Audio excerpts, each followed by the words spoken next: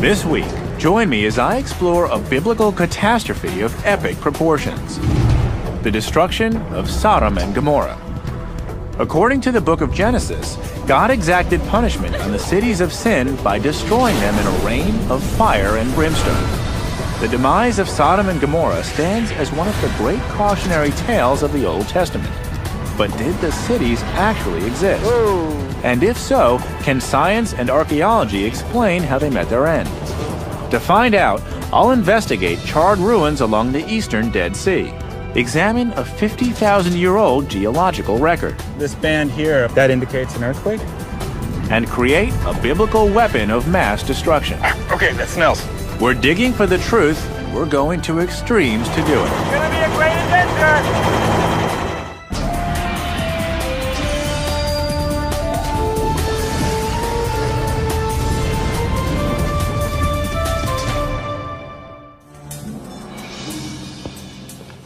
Hi, I'm Josh Bernstein.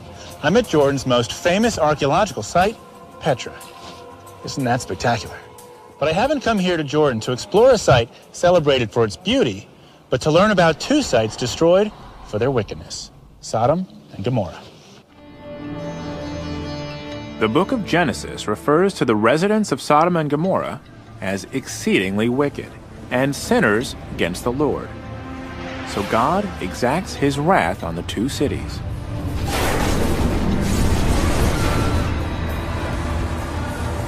Only one man escapes the destruction of Sodom and Gomorrah: Lot, the nephew of the biblical patriarch Abraham. God allows Lot, his wife, and his two daughters to flee the cities on one condition: they must never look back.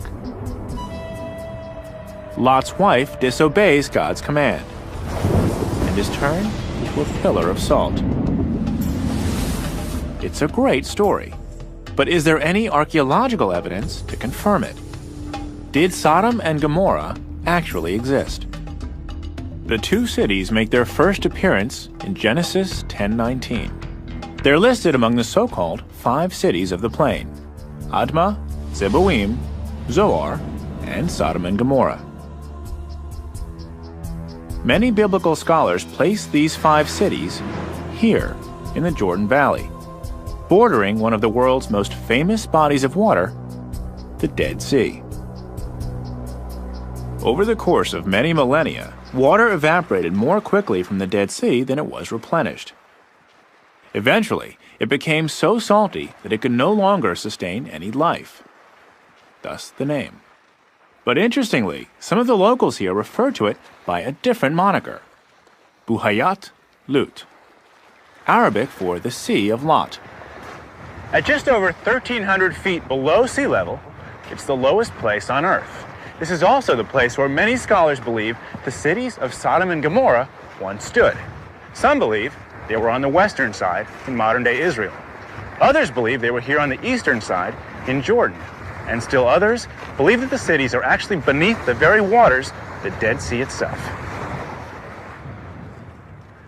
In order to narrow my search, I've contacted Jordanian scholar Rami Khouri. For decades, Rami has compiled a written record of all the archaeological sites in Jordan. He's brought me to the Wadi Mujib Nature Reserve to meet a key figure from the Sodom and Gomorrah story: the physical testament to the enduring power of one of the Bible's most arresting symbols: Lot's wife. It's a message, it's a moral message, which is personified in the physical remains. Here she is. There she is.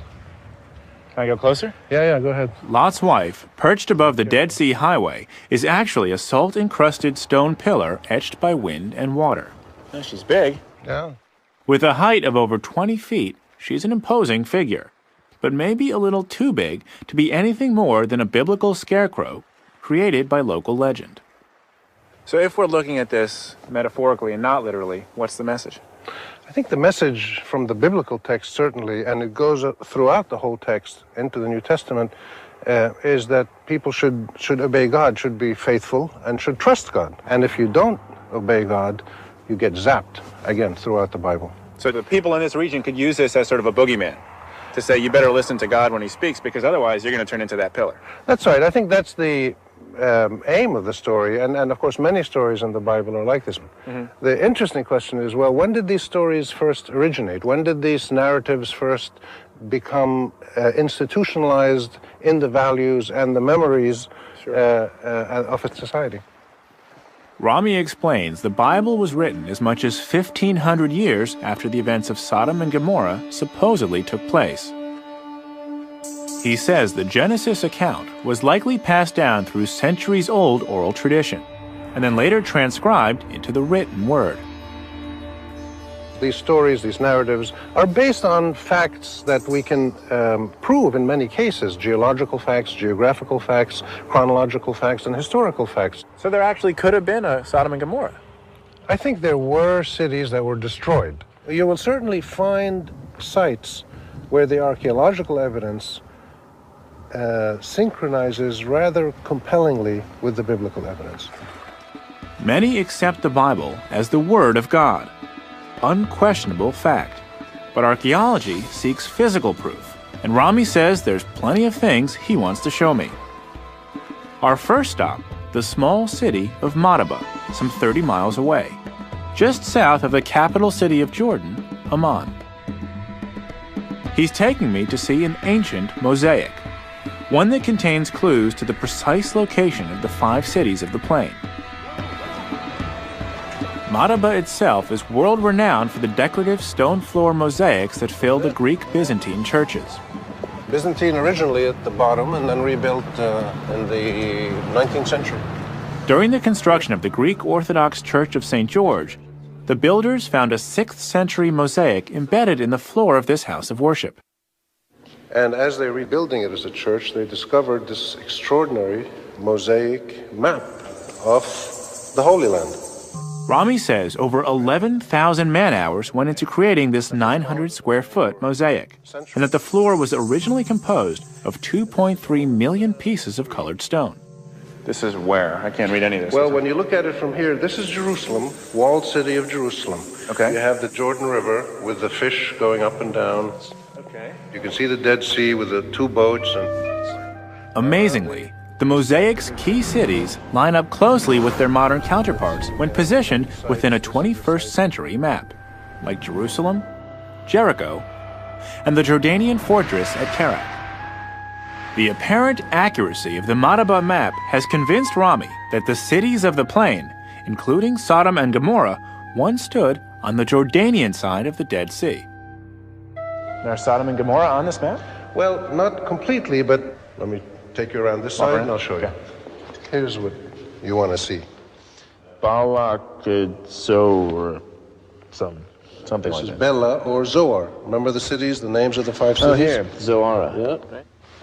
Rami points to a church just east of Zoar with a different inscription. Okay, so this, what is this here? To Agio El, to Saint El, or to the Holy El. L. The letter L. Lot, maybe? We think that L means Lot. Unfortunately, the rest of the word is missing. But when you're tracking down the story of Lot, at least it's a start. But we do have Zoar, one of the 5 cities of the plain, and the mountains where Lot and his daughters took refuge. But this is encouraging that one of the cities of the plain is here. Right. So if I were looking for Sodom and Gomorrah or the other cities of the plain, I want to be here, southeast corner of the Dead Sea. That's cool. All right, that's where I'm going. I've come to the kingdom of Jordan in search of Sodom and Gomorrah, the twin cities that the Bible claims were destroyed by God because of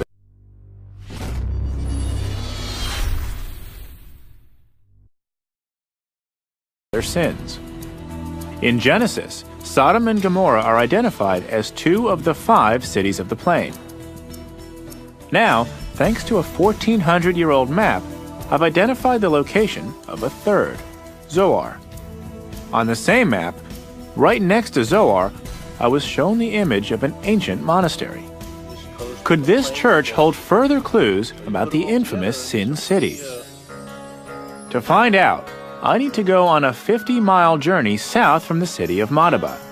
to where one archaeologist believes he's found the ruins of the church shown on the Madaba map. The Jordanian army has agreed to give us a ride in one of their Hueys. Okay, and they're strapping me into my harness. And then, yeah, thank you. So they can buckle me into the helicopter.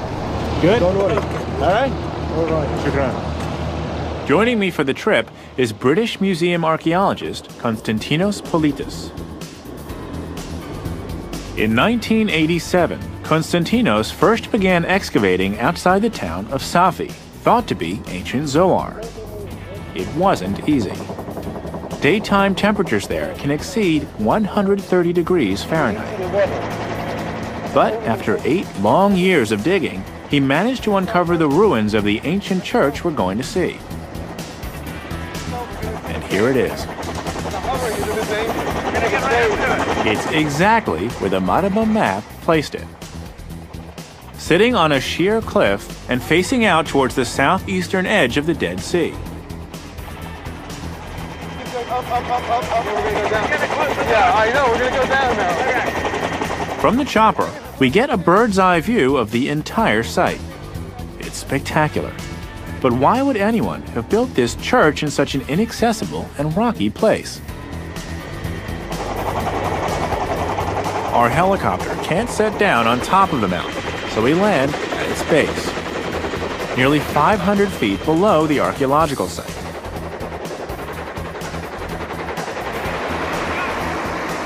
To get back up to the ancient monastery itself, we need to climb a series of steep switchbacks. Stone steps carved into the side of the rocky mountain. Yeah, this is Konstantinos tells me the mosaic map at Madaba had intrigued him for years. Here.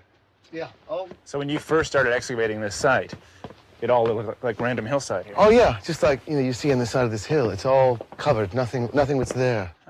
Finding hard evidence for the existence of the church in the mosaic was the first of many discoveries at this site.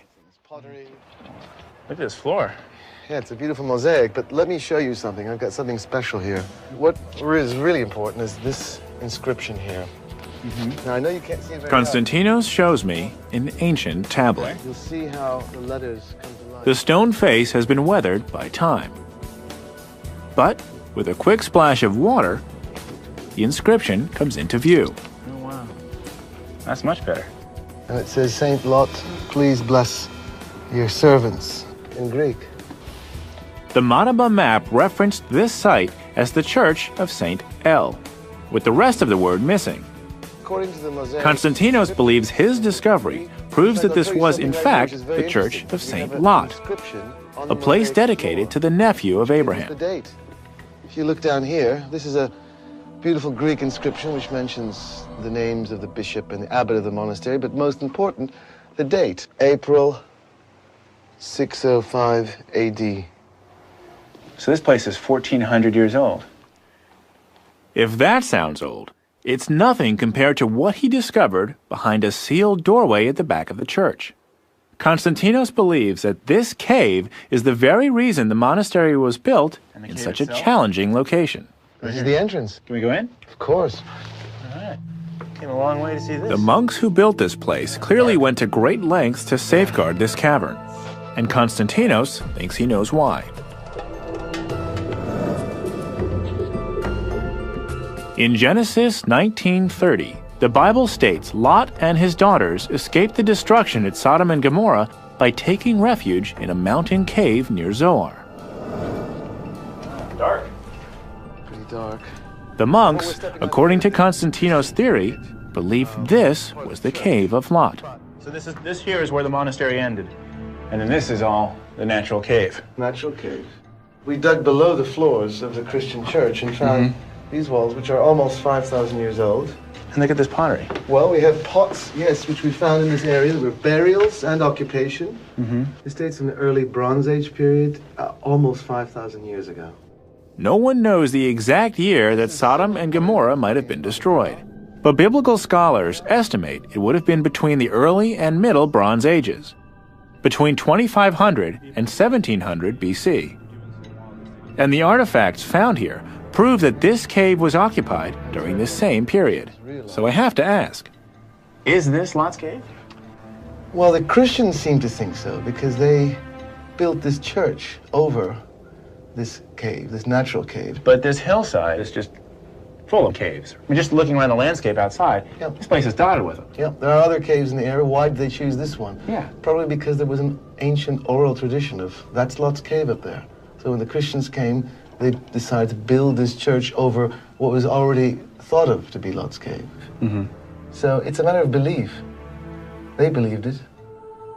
But there's no smoking gun, no single artifact confirming that the family of Lot ever sheltered here. Still, there is another way to get closer to the story of Lot, his family, and their journey to the cities of the plain. I'm going back to the biblical record to retrace the path Lot may have taken to arrive at the doomed city, Sodom. According to Genesis 13, Lot and his uncle Abraham share land in Bethel, within modern-day Israel. But Lot decides to move his family and belongings southeast into the Jordan Valley to expand his domain and provide ample room for his herds to grow. Genesis 13:12. Lot settled in the cities of the plain and moved his tents as far as Sodom. But the question is, where is Sodom? In order to pick up Lot's trail, I've contacted some Jordanian guides familiar with the territory. According to them, we're now close to the point where Lot may have entered Jordan some 4,000 years ago. Back in the day, they would have taken donkeys. But this way is much more fun. Yalla. Scholars believe camels were introduced into the Jordan Valley several centuries after the time of Lot. But apart from the camels, Lot would be surprised to see this once fertile plain as a rocky desert today. According to Genesis, this was once a lush and inviting land, like the garden of the Lord. But despite this beautiful setting, Lot may have been suffering culture shock. The early Bronze Age was a time of rapid change in ancient Jordan. The first cities were beginning to appear. It would have been an alien culture for a tent-dwelling shepherd like Lot. My guides tell me that tonight we'll join a local Bedouin tribe and pitch our tent near the very spot where many locals and scholars believe the biblical Sodom once stood. Josh. Yes, Josh. Nice to meet you. You're welcome. Thank you. The Bedouin preserve a way of life that's changed little since the time when the biblical Lot would have erected his tent outside Sodom.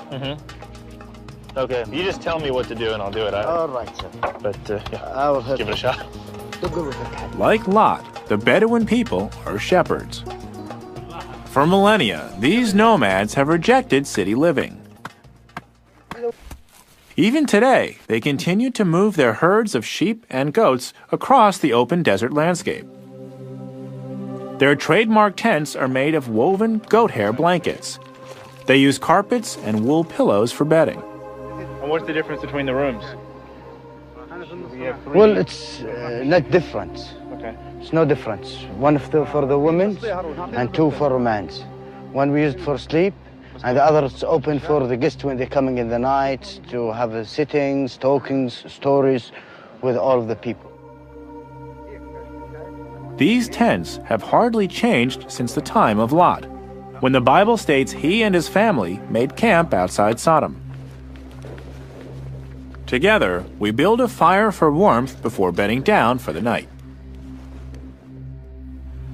So we've been here for several hours. Some of the guys are sleeping, some are chatting. It's definitely a magical evening. I'm here in the valley, Jordan Valley, with the Dead Sea just to my west, and in the distance I can see the lights of Israel. And I'm here in a Bedouin tent, which is sort of a once-in-a-lifetime opportunity to experience wandering, a stranger in a strange land.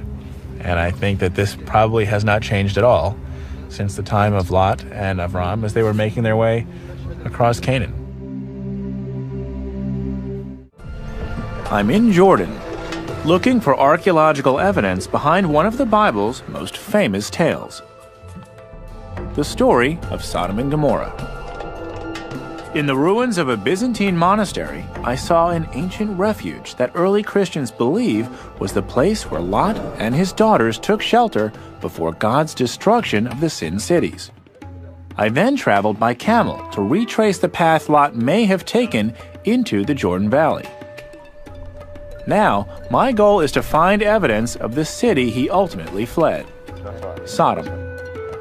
Thank you. Ma'as-salam.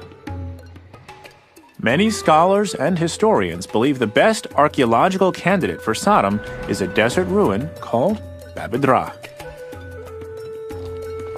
To the casual eye, it looks just like any other rocky outcrop.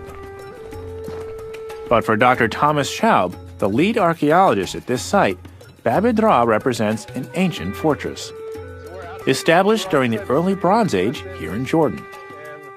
You can see the face of the wall here has collapsed somewhat, but you have to imagine this as having a mud brick superstructure, going up about 30 feet.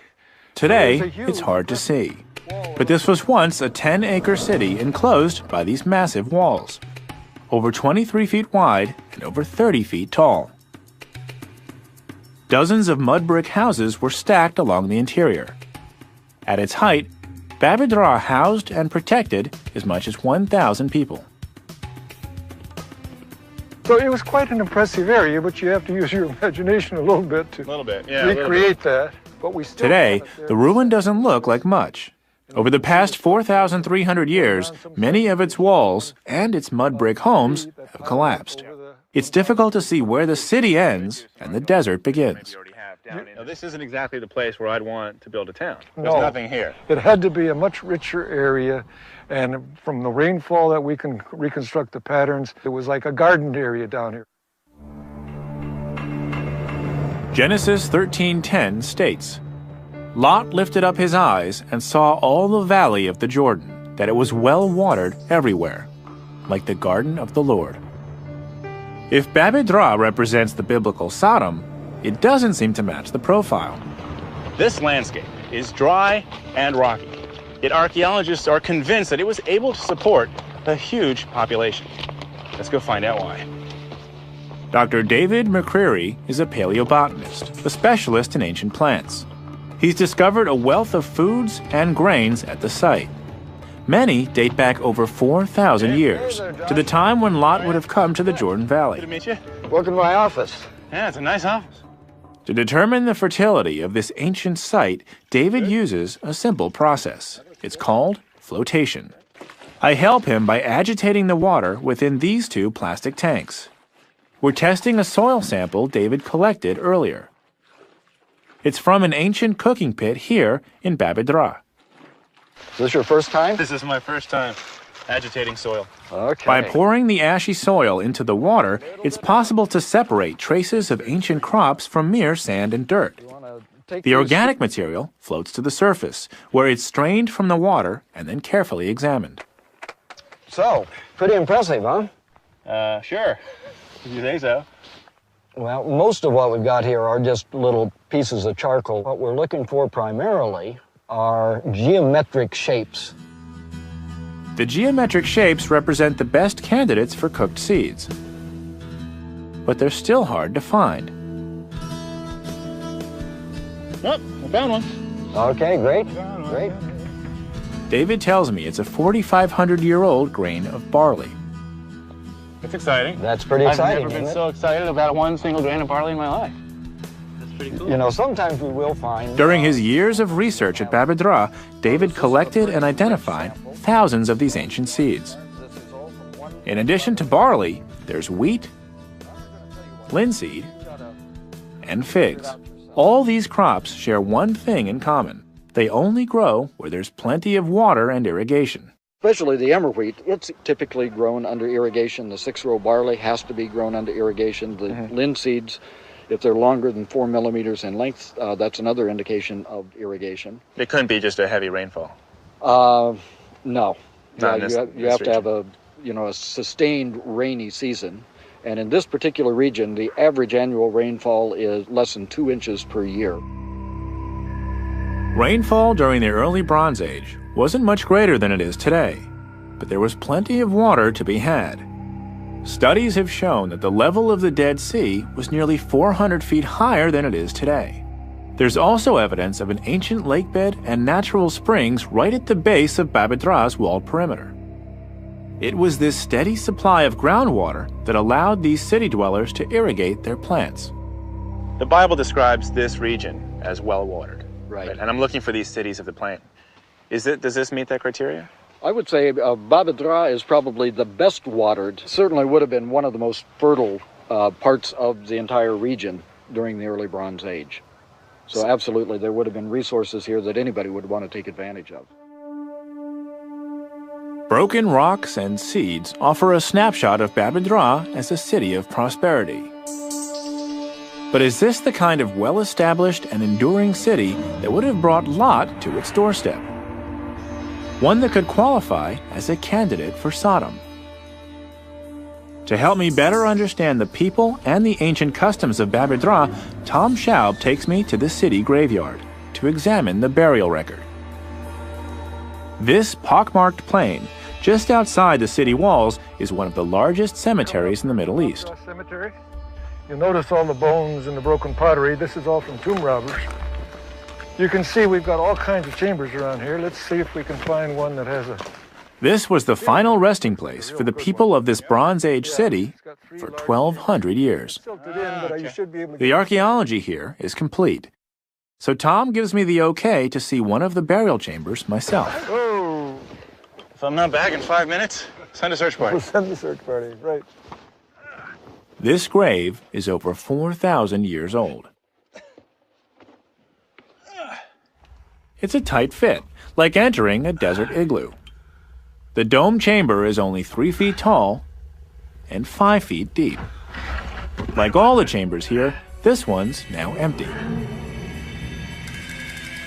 But when Tom and his team excavated these burial chambers in the 1970s and 80s, they found over 200,000 skeletons in over 20,000 tombs. Around the outside edge of the chambers, special pots were placed as dedicated offerings to the deceased. The contents of these burial sites were recorded, removed, and preserved. Good day for laundry. Tom has brought some of the funerary pieces from inside the burial chambers to show me. All of these pots are over 4,300 years old. The pottery, the agricultural record, the massive numbers of skeletal remains. These all point to the fact that Babedra was a sizable Bronze Age community that thrived in the Jordan Valley for centuries. A place of prosperity, a world not of tents,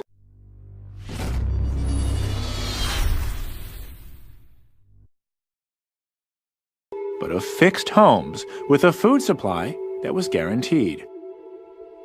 A city that might have attracted Lot.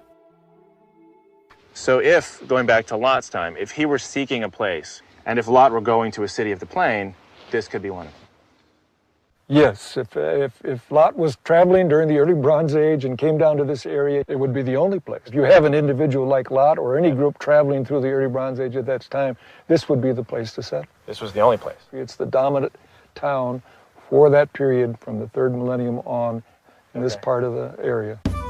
But this is where the archaeological record of Babedra seems to part company with the biblical story. Its collapse was more of a whimper than a bang. Tom tells me the city was slowly abandoned over a period of 100 years.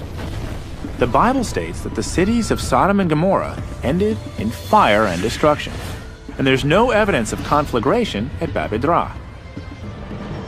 To find Sodom, I need physical evidence of a fiery cataclysm here in the Jordan Valley. I'm following in the footsteps of Lot, nephew of the biblical patriarch Abraham, in a quest to find the infamous cities Sodom and Gomorrah. I've investigated the ruins of an early Bronze Age site, considered by some to be the biblical Sodom. I've also seen its burial ground, thought to be one of the largest in the Middle East.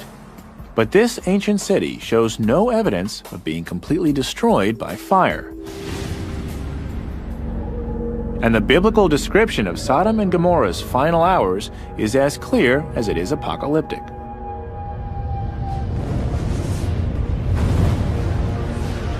Genesis 19. Then the Lord rained down upon Sodom and upon Gomorrah brimstone and fire from the Lord out of heaven. And he overthrew those cities, and all the plain, and all the inhabitants of the cities, and that which grew upon the ground. It's a description of total devastation covering miles of territory along the Dead Sea Plain. Today, many scholars believe the biblical story could be the retelling of a natural disaster. If the devastation of Sodom and Gomorrah was as terrible as the Bible describes, could some geologic record still exist? To find out, I'm leaving Jordan and traveling west into Israel, to Ein Gedi, fewer than 30 miles from Babedra. I'm with Dr. Shmuel Marco, an expert on the geological history of the biblical lands. Shmuel wants to show me a remarkable record of the many earthquakes that have shaken this region. Earthquakes that date back to the time of Abraham and Lot, and well beyond. Together, we'll examine these chalky white walls in search of clues in the geological record. Clues that might explain the upheaval that caused the destruction of Sodom and Gomorrah. We're going to climb up there. The climbing gear is already there, so we'll have to rappel this cliff over there on top. Fine. Okay. Lead the way. Shmuel tells me there have been 17 recorded earthquakes in the Dead Sea region just in the past century. The Salty Sea sits right on top of an immense geological fault. It's a tear in the Earth's crust that stretches from Lebanon to Mozambique. A 4,000-mile geological fault line that marks the dividing line between the African and Arabian tectonic plates. If this fault was active at the time of Sodom and Gomorrah, could an earthquake help explain how the cities were destroyed? That's a nice view. This is the Dead Sea, this is the Moab Mountains. Yeah. We are standing on the bottom of an ancient lake that was here in the last ice age until about 15,000 years ago. A drastically falling water table has left this lakebed very high and very dry. Today it stands on the edge of an arid desert gully 150 feet deep. Our plan is to rappel down the cliff's edge so Shmuel can show me the layers of sediment left behind after the lake receded. Let's go check it out.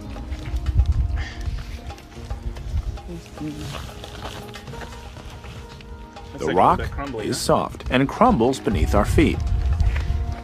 But it's still easy to see that this cliff face is composed of thousands upon thousands of tiny layers. In fact, each layer was formed by the cyclical deposition of sediment on the floor of this ancient lake. What does one line represent? One layer represents one season deposited at the bottom of a lake. White layers represent the summer seasons, and brown layers represent winter. So you can date these layers the way someone might date tree rings. Exactly. The tree rings are the exact analog to these layers.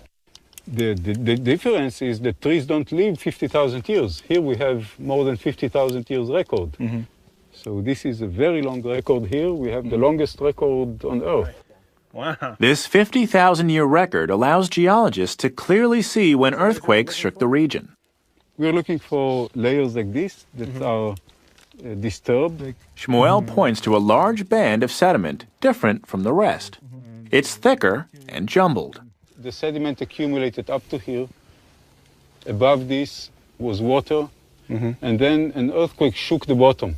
And all this thickness of layers was mixed and all chaotic here. This is one earthquake that disrupted a layer that's worth several hundreds of years of deposition. Okay. Yes. Shmuel explains that this earthquake would have registered over 6.0 on the Richter scale, more than enough to have destroyed a city that, like Sodom or Gomorrah, was built of mud bricks and stone. And according to Shmuel, the evidence is very compelling that this is precisely what occurred. You see, it tells us that around 4,000 years ago, there could have been an earthquake. There were earthquakes in this region of time. So in this case, the geological evidence supports the possibility of Sodom and Gomorrah actually being destroyed. Absolutely, yeah. It's very likely. So it's not just possible, it's likely. It's very likely. Still, an earthquake alone isn't enough. To fully corroborate the tale of Sodom and Gomorrah's destruction, I need more than a seismic event. I need fire and brimstone. And I know just the man for the job. I'm rejoining Rami Khoury at the eastern edge of the Dead Sea, on the Lisan Peninsula. We're fewer than 10 miles from the ruins of Babydra, and 20 miles from Safi, thought to be ancient Zoar. Rami has told me of an intriguing idea. If he's right, he'll be drawing a direct line from the Genesis story to where we're now standing on the Dead Sea Plain. Yeah, everything that's mentioned in the Bible and the story of Sodom and Gomorrah in terms of natural resources and geology and terrain is still here. Hasn't changed very much. Rami explains that one of the Bible's supernatural resources, brimstone, exists here in its natural state. Yeah. What do you think that is? I don't know, some sort of chalk? That's almost pure sulfur. Sulfur? Pure sulfur. Very high quality. Tastes like sulfur. And it's throughout the walls here. It's throughout, not just throughout the walls, it's throughout this whole area. The whole area is full of this stuff. Hey, let's get a couple more of these babies. Okay. And I'll show you what happens to it.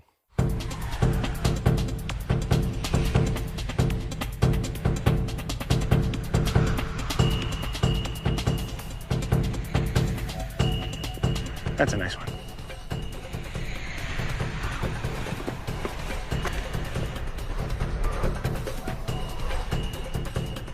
Did pretty well, yeah?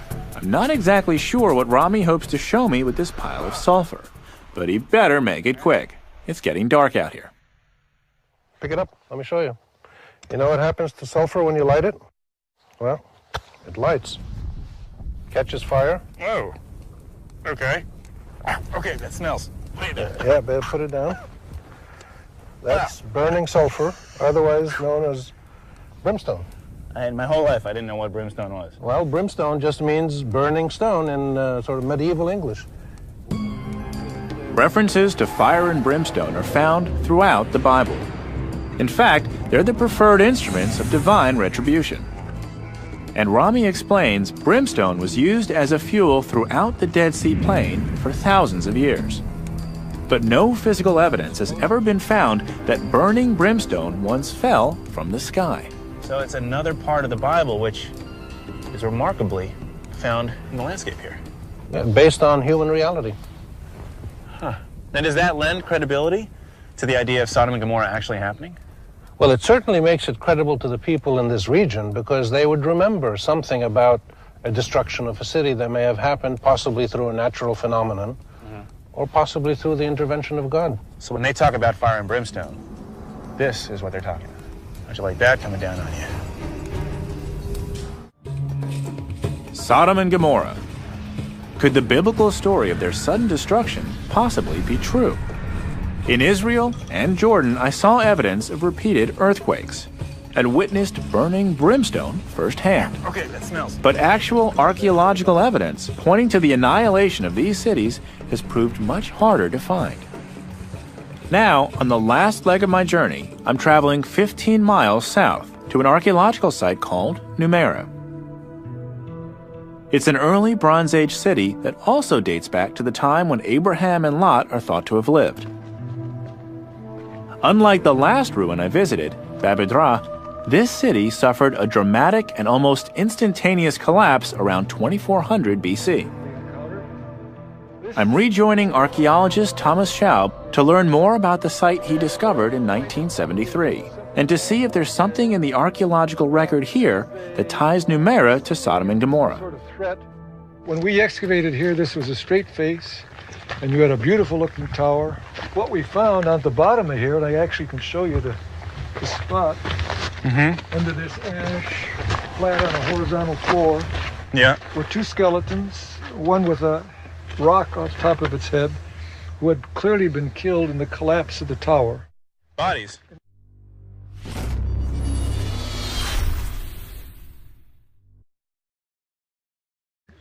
Two bodies here. The two skeletons almost side by side. Like this. Right, and the feet stretched out. Okay. At that angle. Okay.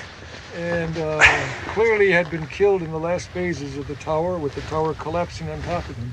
Heads crushed. By the falling stones from the tower.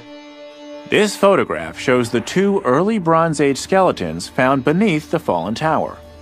A stone shattered this skull. Something terrible must have happened for these bodies to be left unburied. Tom believes an earthquake may have triggered the tower's collapse some 4,400 years ago. Well, this, as you probably know, is a very active tectonic zone here in the Jordan Valley. We've had 17 earthquakes in the last 100 years that they've recorded. And it's possible that an earthquake could have caused this damage. It's very possible. We're not sure, but that's one possibility. Well, Then Tom takes me to another part of the site. For many people, it offers a profound connection between the historical Gomorrah and the biblical account of Sodom and Gomorrah. He leads me to a pit where paleobotanist David McCreary is waiting for me. David wants to show me a remarkable series of layers in the soil, which record the final hours of Gomorrah. Exactly what's going on. What's very clear is that we've got two burn layers. A burn layer up here, you can see chunks of charcoal. Yeah. Those are probably from the wooden beams that would have supported the roofs. This layer is between 20 and 30 centimeters thick. Okay. And then below that you have a much hotter, or what I'm interpreting is a hotter burn layer. Whiter is hotter. Whiter is hotter, yeah, that's this ash. So this is not a small fire that got out of control. This is a huge fire that burned everything. It certainly shows up in every part of the city that we've excavated so far. Then that would mean that this whole city was consumed in fire. That would certainly be a strong implication. It appears as if the entire city is burnt and then abandoned. We don't have evidence of occupation after the destruction of this layers. If the writers of Genesis were aware of Gomorrah's destruction, this might have provided the inspiration for the biblical story. A Bronze Age city literally burned to the ground along the edge of the Dead Sea Plain, correlating closely to the time of Lot. Given where we are relative to the Dead Sea, relative to the stories in the Bible, I'm seeing a city here that was completely destroyed by fire. Right. Could this have any relevance to the stories of Sodom and Gomorrah? It could, I suppose.